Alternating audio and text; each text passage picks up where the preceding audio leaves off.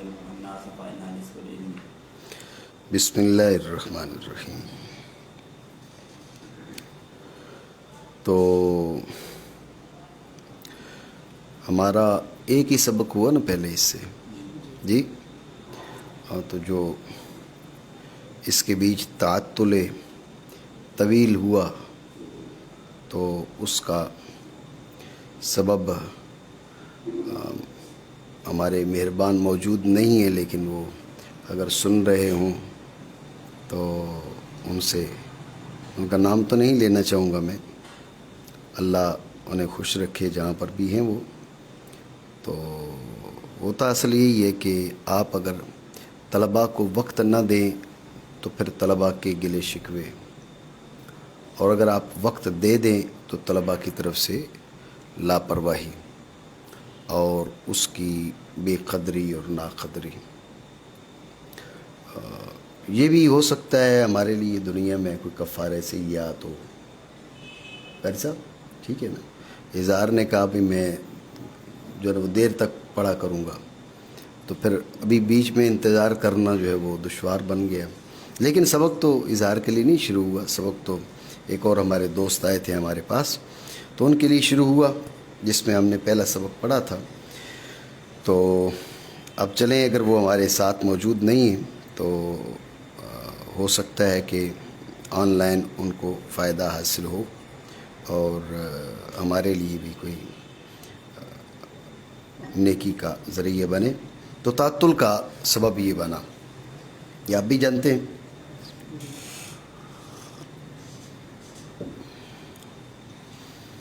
بسم اللہ الرحمن الرحیم.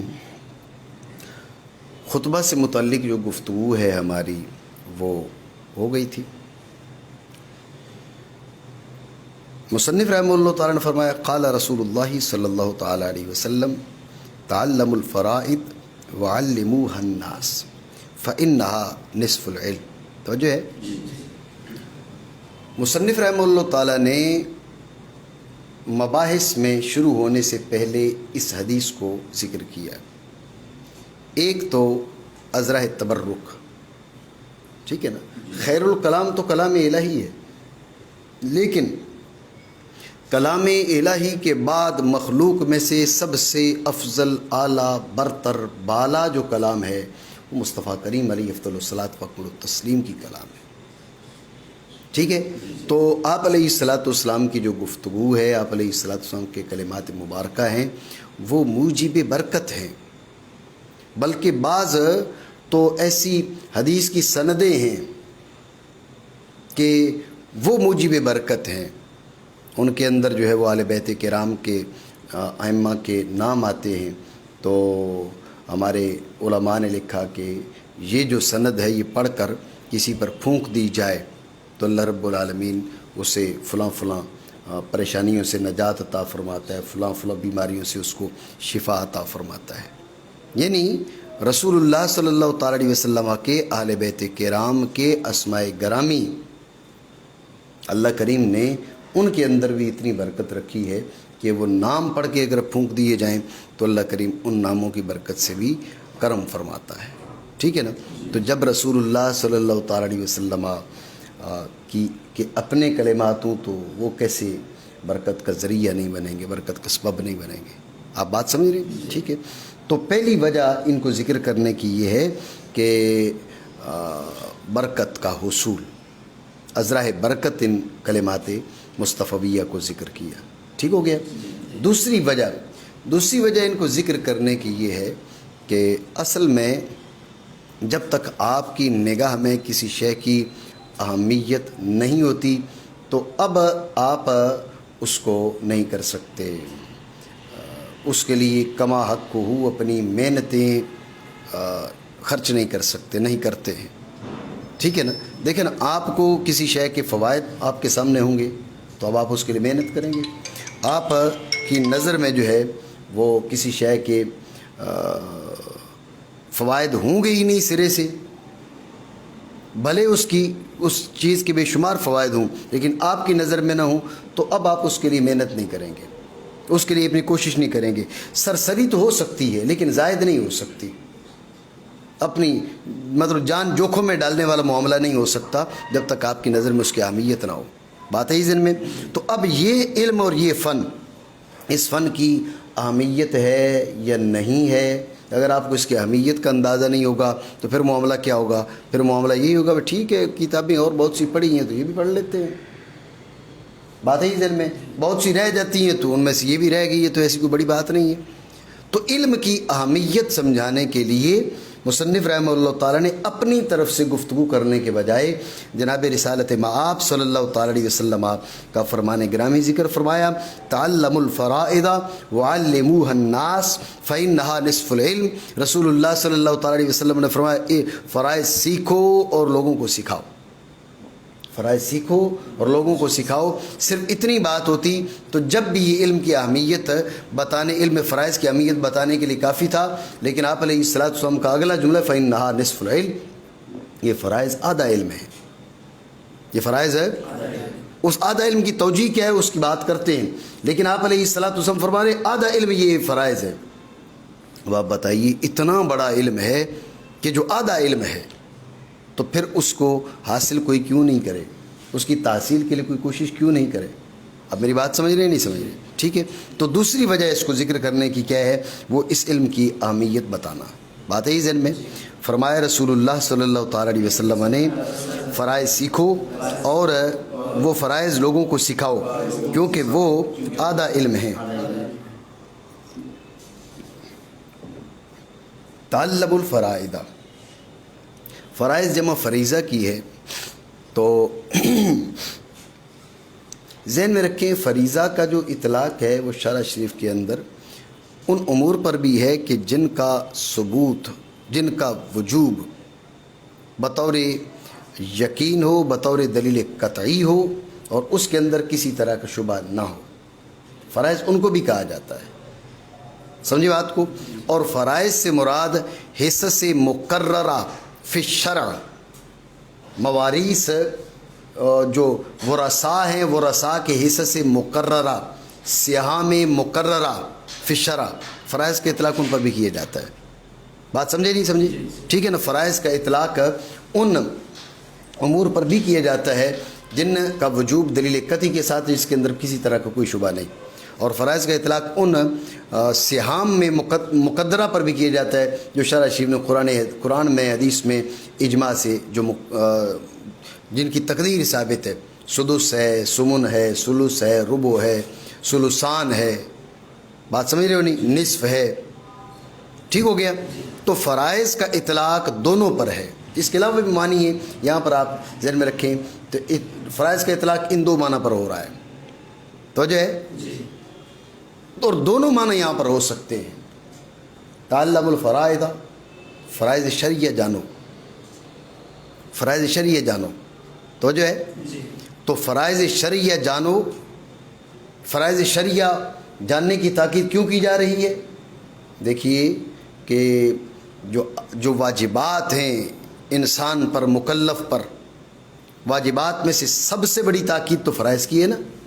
جب سب سے بڑی تاکید فرائض کی ہے، جب تک آپ فرائض کو نہیں جانیں گے تو تب تک کیا ہے وہ آپ ان کی ادائیگی کیسے کر پائیں گے؟ بات ہے یہ ذہن میں. اور بالخصوص اس وقت، بات پہ توجہ دینا، بالخصوص اس وقت جب ہمارے فقہا یہ کہہ رہے ہیں کہ فرض کی صرف ادائیگی کافی نہیں ہے بلکہ فرض کو فرض سمجھ کر ادا کرنا ضروری ہے. وہ اس میں کچھ تفصیل بھی ہے اور اختلاف اقوال فقہا بھی ہے. لیکن ہمارے فقہا کی ایک بڑی رائے یہ ہے، ایک بڑی جماعت کی رائے یہ ہے کہ فرض کو فرض سمجھ کر ادا کریں گے تو ادا ہوگا. نماز کے فرائض ہیں، آپ ان کو نفل سمجھ کے ادا کریں تو یہ بطور فرض ادا نہیں ہوگا. بات سمجھ رہے ہو نہیں؟ یعنی فرائض کی ادائیگی، فرائض کا جاننا اس لیے ضروری ہے. ایک تو ان کی تاکید ہے، دوسرے آپ نے دیکھا یہ کام کر رہے ہیں، آپ نے اس کو دیکھ کر لیا، آپ کو معلوم نہیں ہے فرض ہے فرض نہیں ہے، تو فقہا کی ایک بڑی جماعت کے نزدیک وہ ادا ہی نہیں ہوگا. آپ ادا کر لیں جب بھی ادا نہیں ہوگا. کیوں؟ اس لیے کہ فرض کی صرف ادائیگی ضروری نہیں ہے، فرض کو فرض کر کے فرض سمجھ کے ادا کرنا ضروری ہے. بات ہے یہ ذہن میں. تو اس لیے رسول اللہ صلی اللہ تعالی علیہ وسلم نے فرمایا کہ فرائض سیکھو اور لوگوں کو سکھاؤ. فرائض سیکھو اور لوگوں کو سکھاؤ. بات ہے یہ ذہن میں. یہاں پر ہم علم میراث کی بات نہیں کر رہے, دیگر فرائض کی, مطلق فرائض کی بات کر رہے ہیں. فرائض سیکھو اور سکھاؤ. چونکہ تاکید زیادہ تھی اس لیے جناب رسول اللہ صلی اللہ تعالی علیہ وسلم نے فرائض کا بالخصوص ذکر فرمایا. اب فرمایا فإنها نصف العلم, یہ جو فرائض ہیں یہ آدھا علم ہے. ٹھیک ہے نا. یعنی تمہارے شرع شریف میں دو قسم کی چیزیں ہیں, ایک فرائض اور ایک غیر فرائض. ٹھیک ہے, ایک فرائض اور ایک غیر فرائض. غیر فرائض میں پھر اور بہت سے امور آ جاتے ہیں. تو فرائض ایک جانب اور غیر فرائض اس کے مقابل, تو آدھا علم ہوا نہ ہوا؟ بات سمجھے نہیں؟ ٹھیک ہو گیا. تو یہ اس تقدیر پر ہے تعلم الفرائض, فرائض سیکھو یعنی فرائض شرعیہ سیکھو, ان امور کو سیکھو کہ جو اللہ رب العالمین نے اپنے بندوں پر فرض کیے ہیں, وہ باتیں جانو. ٹھیک ہے نا. ان امور کو سیکھو جن کا شرع شریف سے ثبوت کے ہے, دلیل قطعی یقینی سے ہے. طلب جزمی ہونا بھی ضروری ہے. بات آپ سمجھے نہیں سمجھے؟ یہ ہے اس صورت میں کہ اگر فرائض سے مراد جو عام فرائض ہیں, فرائض شرعیہ ہیں, جو اللہ رب العالمین نے بندوں پر چیزیں فرض کی ہیں, وہ بات ہے ذہن میں. اور اگر فرائض کے معنی سہام مقدرہ ہوں فی الشرع, اسی کی مناسبت سے جنہیں کیا کہا جاتا ہے, اصحاب فرائض کہا جاتا ہے. توجہ ہے. تو فرمایا فرائض کو سیکھو. کیا سیکھو؟ یعنی علم مواریث سیکھو, علم مواریث جانو. توجہ ہے. علم مواریث سیکھو, علم مواریث جانو. لیکن سوال ہوگا کہ پھر علم مواریث تو علم فرائض میں بند نہیں ہے نا, عصبات ہیں اور بہت سے ذوی الارحام ہیں وغیرہ, تو صرف آپ علیہ الصلوۃ والسلام نے فرائض کی بات کیوں کی؟ توجہ ہے نہیں ہے.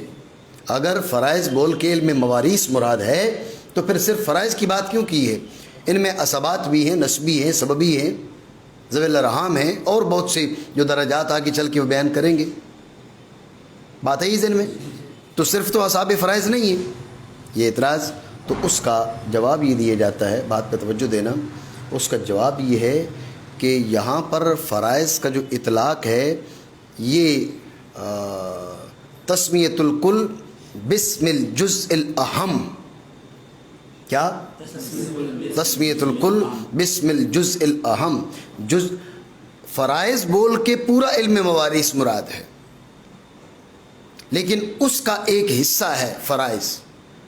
تو جو ہے اس کا ایک حصہ ہے فرائض, لیکن یہ اس کا جزء اہم ہے.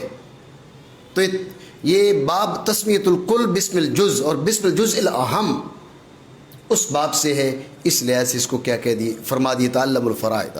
ویسے یہ علم مواریث سیکھو, لیکن چونکہ اس علم مواریث کا اہم ترین باب کیا ہے, وہ اہم ترین باب ہے اصحاب فرائض, اصحاب فرائض کے حصص. میری بات آپ سمجھ رہے نہیں سمجھ؟ ٹھیک ہے. اس سے فرمایا تعلم الفرائض. ٹھیک ہے. تو مزید سمجھو, یہ آپ خارجی طور پہ سوال کر سکتے ہیں کہ آپ علیہ الصلوۃ والسلام نے علوم میں سے اگر فرائض سے مراد ہیں وہ چیزیں جو اللہ رب العالمین نے بندوں پہ فرض کی, اب ان کی تاکید کرنا تو سمجھ میں آتا ہے. ٹھیک ہے. تو ان کی تاکید کرنا تو سمجھ میں آتا ہے. اگر فرائض سے مراد علم مواریث ہے جی, اور فرائض سے مراد علم مواریث ہے, تو اب اس کی تاکید کیوں کی گئی ہے؟ بات سمجھے نہیں؟ اس کی تاکید کی وجہ آگے خود حضور نے بیان کی, فإنها نصف العلم, اس پہ بھی ہم گفتگو کریں گے.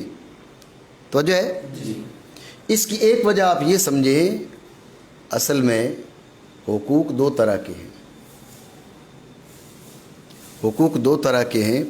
ایک وہ حقوق ہیں کہ جو جس کا مطالبہ کرنے والے, تعلق رکھنے والے وغیرہ وغیرہ وہ آپ کے سامنے موجود ہے, وہ آپ سے اپنے حقوق حاصل کر لیں گے. آپ نے کسی چیز کو بیچا ہے, اس کے پیسے, آپ پیسے لے لیں گے اس سے. وہ 100 کے 90 دینا چاہے, آپ کہیں گے 90 نہیں, بات 100 کی ہوئی تھی, 100 پورے لوں گا میں. 95 دینا چاہے, آپ کہیں گے نہیں. برخلاف کس کے؟ برخلاف مواریث کے. مواریث میں کیا ہوتا ہے؟ مواریث میں یہ ہوتا ہے جس کا مال تھا وہ تو مر گیا، اور جو ورثاء ہیں سب کے پاس اس کا مال ہوتا نہیں ہے. اس کے اندر خرد برد کا زیادہ احتمال ہوتا ہے. سمجھ رہے ہو بات نہیں؟ اس کے اندر خرد برد کا زیادہ احتمال ہوتا ہے اور زیادہ اندیشہ ہوتا ہے کہ بھئی وہ 50,000 وہ فالتو لے لے، 1,00,000 وہ فالتو لے لے، سارے مال پر قبضہ کر کے بیٹھ جائے، یا مال اموال ظاہرہ ان کو تقسیم کرے، جو اموال باطنہ اس کی بینک بیلنس تھا یا گھر کے اندر جو لاکرز وغیرہ کے اندر جو اس کی رقم رکھی ہوئی تھی، جیولری رکھی ہوئی تھی، اس کو وہ ہڑپ کر جائے. یہ خدشات زیادہ ہوتے ہیں. اس میں ظلم کا زیادہ اندیشہ ہے. اس لیے اس کی تاکید کی کہ اس کو سیکھو اور لوگوں کو بھی سکھاؤ تاکہ ظلم کو رفع کیا جا سکے. بات سمجھے نہیں سمجھے؟ دیگر جو حقوق ہیں جو ما بین الاحیاء ہیں ان میں چونکہ ظلم کا اندیشہ کم ہے، یہ جو ہے اس میں ظلم کا اندیشہ زیادہ ہے. اس لیے اس کی آپ علیہ الصلوۃ والسلام نے بالخصوص تاکید فرمائی تعلم الفرائض. اگر فرائض سے مراد وہ امور ہیں جو اللہ رب العالمین نے مخلوق پہ فرض کیے ہیں تو اب الگ مسئلہ ہے، اب تعلم الفرائض تاکید سمجھ میں آتی ہے. اور اگر مراد علم مواریث ہے تو میں نے آپ کو بتا دیا کہ ان کی تاکید کرنے کے اسباب میں سے ایک سبب یہ ہے کہ آپ علیہ الصلوۃ والسلام نے اس کی تاکید اس لیے کی کہ یہ کیا ہے، یہ اس میں اندیشہ ہے ظلم کا نسبتاً زیادہ. میری بات آپ سمجھے؟ ٹھیک ہے، معنی کریں. سیکھو فرائض کو اور وہ فرائض لوگوں کو سکھاؤ. تو آپ علیہ الصلوۃ والسلام نے جب فرمایا فرائض کو سیکھو تو ساتھ سکھانے کا حکم دو وجہ سے. ایک تو یہی جو ابھی میں بات کر رہا تھا کہ سیکھنے کی تاکید کیوں کی، تاکہ اس باب میں ہونے والے ظلم کا سد باب کیا جا سکے. تو جو ہے تو اب آپ نے سیکھ لیا، لوگوں کو نہیں سکھایا تو سد باب ہو پائے گا؟ لوگوں کو پتہ ہی نہیں، ٹھیک ہے نا. تو لہٰذا سیکھو اور سکھاؤ تاکہ ظلم کا سد باب ہو سکے. تو یہ سیکھنے کے بعد سکھانے کی جو تاکید ہے وہ اسی مقصد کے لیے ہے جس کے لیے تعلموا فرمایا. بات ہے ہی ذہن میں. ایک وجہ علموہا فرمانے کی، دوسری وجہ تعلیم کی اہمیت بیان کرنے کی. بس صرف سیکھو نہیں سکھاؤ. تو جو ہے صرف سیکھو نہیں سکھاؤ، ٹھیک ہے نا. اسی وجہ سے ہم نے کہا بھائی چلو سکھا دیتے ہیں. لیکن سیکھنے کا بھی تو حکم ہے نا فرحان، سیکھنے کا بھی حکم ہے. جہاں پر تعلیم کا حکم ہے وہاں تعلم کا بھی حکم ہے. جیسے جو معلم ہے اس کی کچھ ذمہ داریاں ہیں، اس سے بڑھ کر ذمہ داریاں متعلم کی ہوتی ہیں. لیکن ہوتا یہ ہے کہ اب معلم سے پوچھو وہ صرف متعلم کی ذمہ داریاں بیان کرے گا، اور متعلم سے پوچھو اسے تو اپنی ذمہ داری سمجھ ہی نہیں آتی. وہ یہ سمجھتا ہے ساری ڈیوٹیاں معلم کی ہیں. جی ساری ذمہ داریاں معلم کی ہیں. متعلمین کا یہ حال ہے. اور معلمین ہم جیسے جو لوگ ہیں وہ سمجھتے نہیں ہماری تو کوئی ذمہ داری نہیں. ایسا نہیں ہے. اللہ رب العالمین نے حقوق بھی رکھے ہیں، فرائض بھی رکھے ہیں. کلکم راعٍ وکلکم مسئول عن رعیتہ. ہر ایک کی کچھ ذمہ داریاں ہیں اور اس کو ان ذمہ داریوں کے بارے میں اس سے پوچھا جائے گا.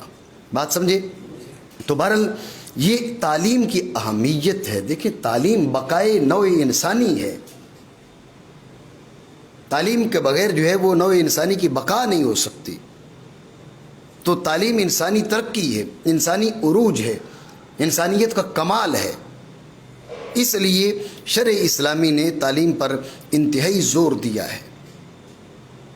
بما کنتم تعلمون الکتاب، وہاں پر جو ہے مفسرین کرام میں سے بعض نے کہا کہ حالانکہ تدرسون طبی طور پر پہلے ہے، تعلمون بعد میں ہونا چاہیے، لیکن تعلمون پہلے اور تدرسون بعد میں فرمانا یہ تعلیم کی اہمیت بیان کرنے کے لیے. رسول اللہ صلی اللہ تعالی علیہ وسلم فرماتے انما بعثت معلما او کما قال علیہ الصلوۃ والسلام. تعلیم کی بڑی اہمیت ہے. تعلیم سے معاشرے کی بقا ہے، تعلیم سے انسانیت کی بقا ہے. اور ہماری جو دوڑ ہے، ہم جو سوچتے ہیں اس وقت ملک پاکستان میں ہمیں سیاستدانوں سے بڑا شکوہ ہے، تو ہم بھی نعرہ لگاتے ہیں، ہمارے سیاستدان بھی ہمیں سمجھانے کے لیے نعرہ لگاتے ہیں روٹی کپڑا مکان کا. یہ نعرہ جانوروں کے سامنے ہونا چاہیے. اور اگر ہمارے سامنے لگتا ہے تو اس کا مطلب ہے کہ ہمارا علمی لیول اتنا گھٹ گیا ہے، ہم اتنے نیچے آ چکے ہیں کہ ہمارے سامنے وہ یہ نعرہ لگاتے ہیں، روٹی کپڑا مکان۔ جی تعلیم کدھر گئی؟ تعلیم کہاں پر ہے جس پہ ہماری بقا ہے؟ آپ ہمیں ہمیشہ کے لیے جانور رکھنا چاہتے ہیں، اپنے غلام بنانا چاہتے ہیں؟ جو معاشرے علم حاصل نہیں کرتے، ان کی علم سے وابستگی نہیں ہوتی، غلامی ان کا مقدر ہوتی ہے۔ جو معاشرے تعلیم یافتہ ہوتے ہیں تو اللہ رب العالمین اس علم کی برکت سے انہیں عروج عطا فرماتا ہے۔ جناب رسول اللہ صلی اللہ تعالیٰ علیہ وسلم پر پہلی وحی نازل ہوتی ہے، بات اس میں علم کی جاتی ہے، ٹھیک ہے؟ تو علم کی اپنی اہمیت ہے، میں مزید تفصیل میں نہیں جانا چاہوں گا۔ تو بہرحال تعلم فرمایا، اس کے بعد تعلیم فرمایا، علموا الناس، لوگوں کو سکھاؤ، اس لیے کہ فن کی بقائی اس میں ہے، فن کی بقا اس میں ہے کہ آپ دوسروں کو بھی سکھائیں۔ بات ہے ذہن میں۔ آگے فرمایا فإنها نصف العلم، یہ آدھا علم ہے۔ یہ آدھا علم کی پھر کئی توجیہات کی ہیں ہمارے علماء نے، توجہ رکھیں۔ ایک تو یہ ہے کہ ملک کی دو قسمیں، اختیاری اور اضطراری۔ توجہ ہے؟ اختیاری اور اضطراری۔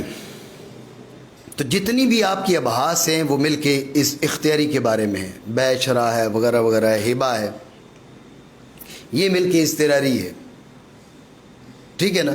تو کسی کا والد فوت ہو جاتا ہے تو اولاد نے وارث مالک بننا ہی بننا ہے، وہ کہے نہیں ہم مالک نہیں بنتے، تو ان کے ایسا کہنے سے ان کا حق ختم نہیں ہوتا۔ بات ہے ذہن میں؟ جیسے بعض اوقات کچھ لوگ کہہ دیتے ہیں نا جی میں اپنا حصہ نہیں لینا چاہ رہا، وہ جو کہہ رہے ہیں میں اپنا حصہ نہیں لینا چاہ رہا، تو اس کا یہ مطلب نہیں اس کا حصہ ختم ہو گیا، تو اس کا حصہ پھر بھی یہ میراث میں۔ بات ذہن میں رکھنا، میں اپنا حصہ چھوڑتا ہوں، میں اپنے حصے سے دستبردار ہوتا ہوں۔ بھئی آپ دستبردار کیسے ہو رہے ہو؟ آپ کا حصہ ہے، ہاں کسی کو بیچ دے، کسی کو گفٹ کر دے، وہ ایک الگ مسئلہ ہے، لیکن صرف یہ کہنا کہ میں اپنا حصہ لے نہیں رہا، تو صرف یہ کہنے سے وہ چیز اس کی ملک سے نہیں نکلے گی، ملک اسی کی رہے گی۔ یہ ملک اضطراری ہے۔ تو چونکہ ملکیں دو تھی، اختیاری اور اضطراری، یہ گفتگو ہے اضطراری کے بارے میں، اس لیے فرمایا انہا نصف العلم۔ توجہ ہے؟ دوسری توجہ یہ ہے کہ حالات جو ہیں انسان کے دو طرح کے ہیں، ایک زندگی، یہ ایک ما قبل الحیات اور ایک ما بعد الحیات۔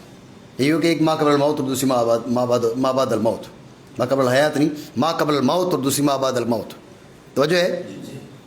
تو ما قبل الموت اور ما بعد الموت، یہ ما قبل الحیات میں نے کہا تو وہ مجھے ابھی ذہن میں آ گیا کہ وہ میں ایک گفتگو میں سیدنا عبداللہ بن عمر رضی اللہ تعالیٰ عنہما کا ذکر کر رہا تھا، تو میں نے غلطی سے وہ حضرت عبداللہ بن عمر کا میں نے کئی بار نام لیا، اور بیچ میں نے ایک بار حضرت عمر کہہ دیا، عبداللہ بن عمر کی جگہ حضرت عمر کہہ دیا۔ تو آج کل ایک نئی کمپنی آئی ہے،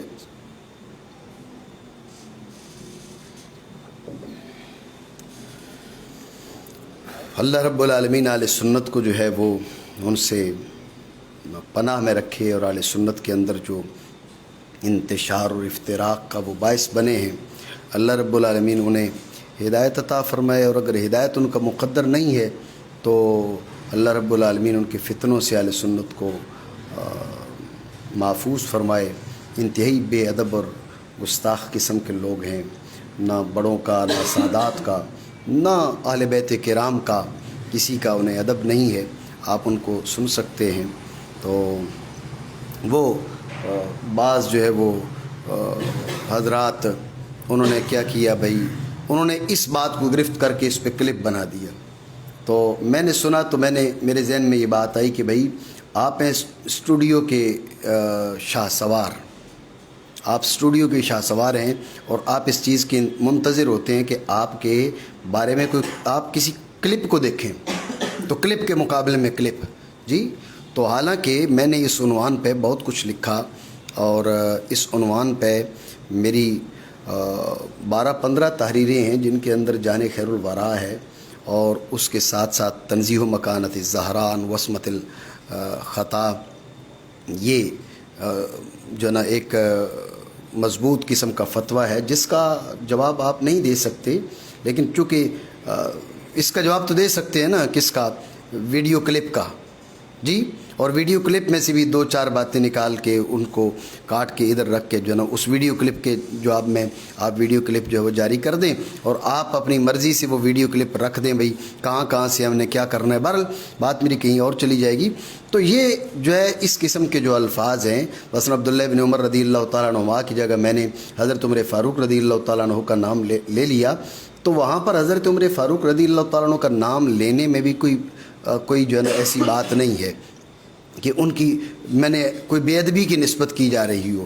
یہ آپ کہہ سکتے ہیں بھئی وہ چونکہ خلاف واقع تھا، بات عبداللہ بن عمر کی ہو رہی تھی، تو اب اس کے لیے ویڈیو کلپ بنانے کے بجائے وہ میں تو سمجھ رہا ہوں کہ وہ میری زبان سے غلطی سے نکلا ہے اور غلطی ہوئی ہے مجھ سے، ٹھیک ہے نا، لیکن یہ کہ کچھ نہ کچھ جواب تو دینا ہے اور ہلچل مچائے رکھنی ہے اور لوگوں کو یہ بتانا بھئی ہم جواب دے رہے ہیں. جس بات کا جواب مطلوب تھا اور جو اہل سنت میں فتنہ بپا کیا گیا اور اہل سنت کو جس رستے پر چلا دیا گیا، تو اس کا جواب تو نہ دیا اور نہ وہ دے سکتے ہیں.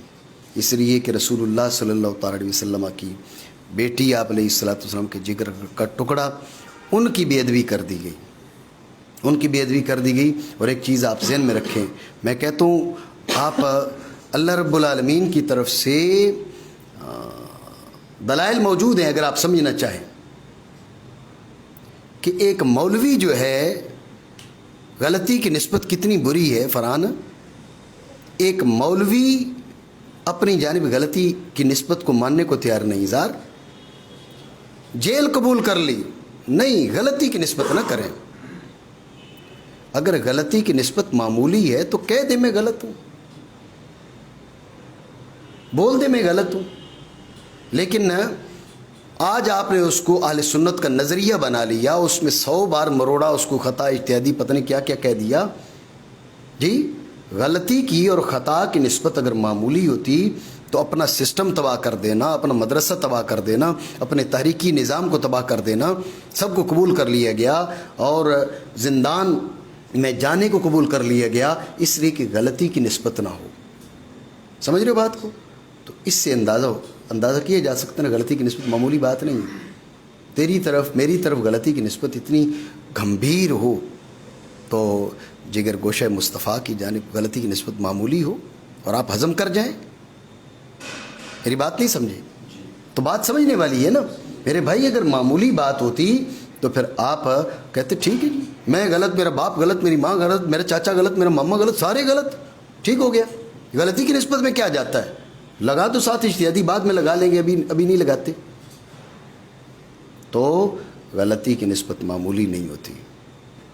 غلطی کی نسبت بڑوں کی طرف، اپنی کی طرف انسان کرنے کو برداشت نہیں کرتا تو بڑوں کی طرف، اور وہ بھی سیدہ طیبہ طاہرہ ظاہرہ فاطمہ زہرا رضی اللہ تعالیٰ عنہا، تو جن کے لیے جو لوگ بولے ہیں آپ نے ان کو شیعہ قرار دے دیا اور فتنہ بپا کر دیا اور کہہ دیا بھئی یہ رافضی ہو گئے ہیں، یہ سیدہ پاک رضی اللہ تعالیٰ عنہا کو معصوم مانتے. معاذ اللہ ثم معاذ اللہ. وہ تصریحات کر رہے ہیں کہ نہیں معصوم نہیں مانتے ہر طرح سے. نہیں، اب آپ نے لوگوں کو ورگلانے کے لیے، لوگوں کو گمراہ کرنے کے لیے یہ نہیں جی یہ تو معصوم مانتے ہیں. ان کا نظریہ کیا ہے؟ وہ نظریہ عصمت کا ہے، وہ شیعوں والا ہے جی.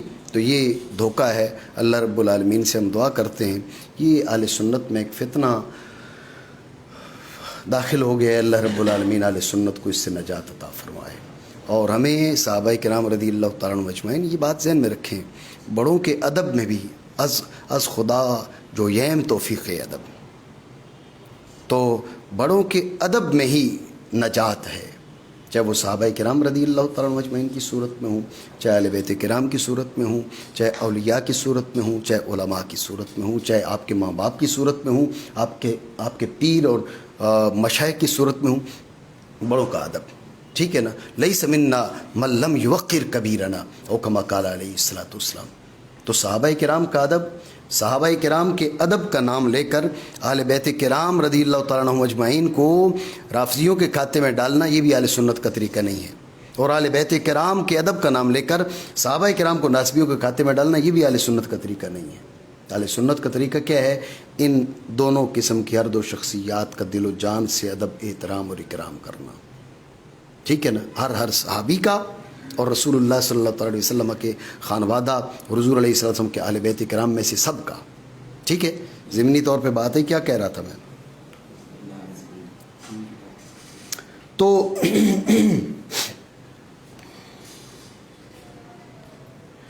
ایک ہوگی مل کے, ایک ہے ما قبل الموت. تو میں نے ما قبل الموت کی جگہ ما قبل الحیات کہہ دیا تھا, تو اس سے بات ادھر چلی گئی کہ بھئی اب ما قبل اس کو پکڑ کے جناب اس نے ما قبل الحیات کہہ دی. ما قبل الحیات تو پھر پتہ نہیں کون سا دور بن جائے گا قاری صاحب. تو بہرحال تو ما قبل الموت اور دوسرا ما بعد الموت, آپ کے کچھ امور ہیں جن کا تعلق ما قبل الموت سے ہے, اور کچھ امور وہ ہیں جن کا تعلق ما بعد الموت سے ہے. ٹھیک ہو گیا. تو ما قبل الموت اور ما بعد الموت. تو اب باقی آپ کے سارے علوم ما قبل الموت سے متعلق ہیں, یہ ما بعد الموت سے متعلق ہے.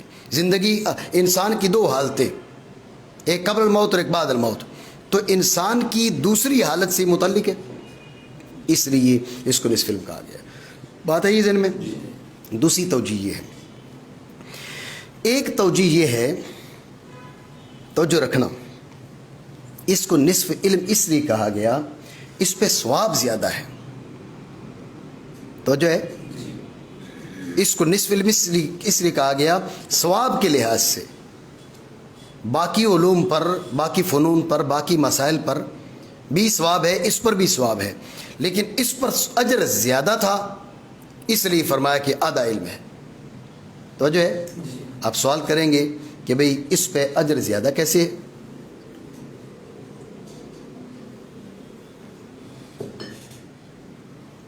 اس کا جواب سمجھے توجہ سے. اس کا جواب یہ ہے کہ جو آپ علوم و فنون سیکھتے ہیں نا, ان کا فائدہ خود آپ کی ذات کو ہو سکتا ہے. یہ وہ فن ہے کہ اس کا فتویٰ آپ اپنے لیے نہیں دے سکتے. توجہ ہے. بیوع ہے, حج ہے, زکوٰۃ ہے, صلاۃ ہے, ان کے مسائل آپ اپنے لیے بھی, دوسروں کے فائدے کے لیے بھی ہے, اپنے فائدے کے لیے بھی ہے. یہ وہ فن ہے جو صرف دوسروں کے لیے ہے. کوئی بندہ یہ فتویٰ نہیں دے سکتا کہ بھئی میرے مرنے کے بعد میرے فلاں وارث کو اتنا ملے گا, فلاں وارث کو اتنا ملے گا, فلاں وارث کو اتنا ملے گا. بات سمجھے؟ حتمی طور پہ کوئی آدمی یہ فتویٰ نہیں دے سکتا. بات ہے یہ ذہن میں. تو یہ صرف اغیار کے لیے. باقی علوم میں دو جہتیں, تمہارے لیے یا غیر کے لیے, اور یہ صرف غیر کے لیے. تو چونکہ یہ صرف غیر کے لیے ہے, تمہارا اپنے آپ کا اپنے لیے تو فتویٰ نہیں دے سکتا. اپنی میراث تیری کیسی تقسیم ہوگی تو فتویٰ جاری نہیں کر سکتا. تو جو ہے, تو چونکہ صرف غیر کے لیے ہے اس لیے اس پہ اجر زیادہ ہے.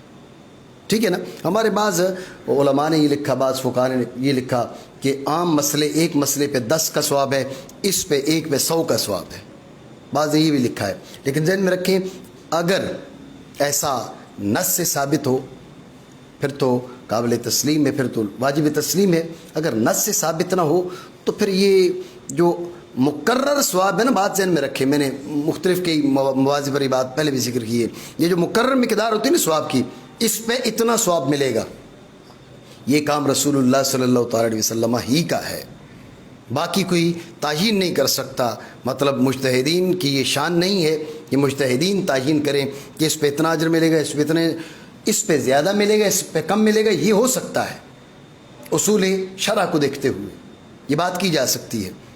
اس پہ 1 نے کی ہے, اس پہ 7 ہے, اس پہ 9 ہے, اس پہ 15 ہے, اس پہ 20 ہے. یہ جو مقرر مقدار ہے یہ شرع شریف بیان کرے گی, جناب رسول اللہ صلی اللہ تعالی علیہ وسلم بیان کریں گے, یا قرآن عظیم میں بیان کیا جائے گا, یا صحابہ کرام حضور سے سن کر بیان کریں گے. اپنے طور پر مجتہدین یہ بیان نہیں کر سکتے.